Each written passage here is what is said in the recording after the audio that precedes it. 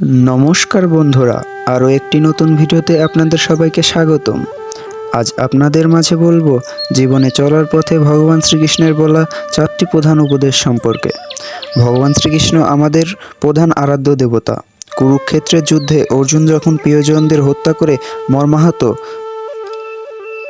তখনই অর্জুনকে জীবনের মূল স্রোতে ফিরিয়ে নিয়ে আসার জন্য যে উপদেশগুলো দিয়েছিলেন ভগবান শ্রীকৃষ্ণ, সেটাই আমাদের প্রধান ধর্মগ্রন্থ শ্রীমদ্ ভাগবত গীতায় বলা হয়েছে।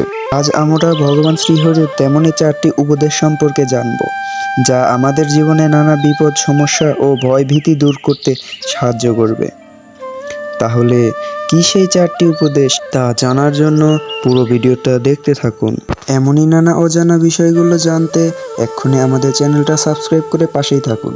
আর ভিডিওটা ভালো লাগলে লাইক ও কমেন্ট করতে কখনোই ভুলবেন না। নাম্বার 1, কখনো অতীতকে নিয়ে ভাববেন না। ঠিক ভুল নিয়েই আমাদের জীবন। অতীতকে তাই আমরা পেছনে ফেলে আমাদের এগিয়ে যাওয়া উচিত। আমাদের ভবিষ্যৎ যেহেতু আমাদের বর্তমানের উপর নির্ভরশীল করে, তাই যদি বর্তমান আমাদের ভালো হয় তাহলে আমাদের ভবিষ্যৎ ভালো হবে, এটা নিশ্চিত। তাই আমরা যদি অতীতকে নিয়ে পড়ে থাকি তাহলে আমাদের বর্তমান ও ভবিষ্যৎ দুটাই খারাপ হয়ে যাবে। যেমন আগুনের তাপে জল বাষ্প হয়ে যায়, তেমনি পুরো জীবনটাই নষ্ট হয়ে যাবে অতীতকে নিয়ে পড়ে থাকলে। নাম্বার 2, কে কি বলল তা নিয়ে ভাববেন না।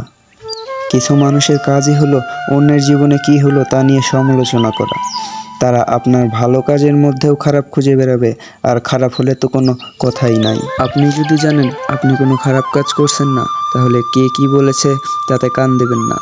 মানুষ তো স্বয়ং ঈশ্বরের প্রতিও অভিযোগ করতে ছাড়ে না। নাম্বার 3, সময়কে কখনো পরিহাস করবেন না, কারণ সময় হলো সবথেকে বেশি শক্তিশালী। আর যারা আপনাকে উপহাস করছে বা পরিহাস করছে, তারা সময় শক্তিকে জানে না। লোহাকে যেমন সময় জং ধরায়, তেমনি সময় কয়লাকেও হীরায় পরিণত করে। আবার সেই সময়ের সাথে সাথে শক্তিশালী মানুষও দুর্বল হয়ে যায়, আর দুর্বল মানুষও শক্তিশালী হয়ে যায়। তাই সময়কে কখনো পরিহাস করতে নেই। নাম্বার 4, নিজেকে তুলনা করবেন না। নিজের জীবনকে কখনোই অন্যের জীবনের সাথে তুলনা করা উচিত না।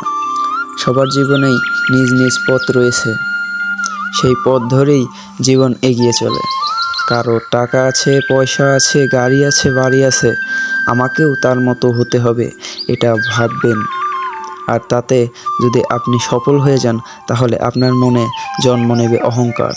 আর যদি সফল না হন তাহলে আপনার মধ্যে রাগ, হিংসা প্রভৃতির জন্ম নেবে। তাই নিজেকে তুলনা করা যাবে না। তো বন্ধুরা, এই ছিল আজকের ভিডিও।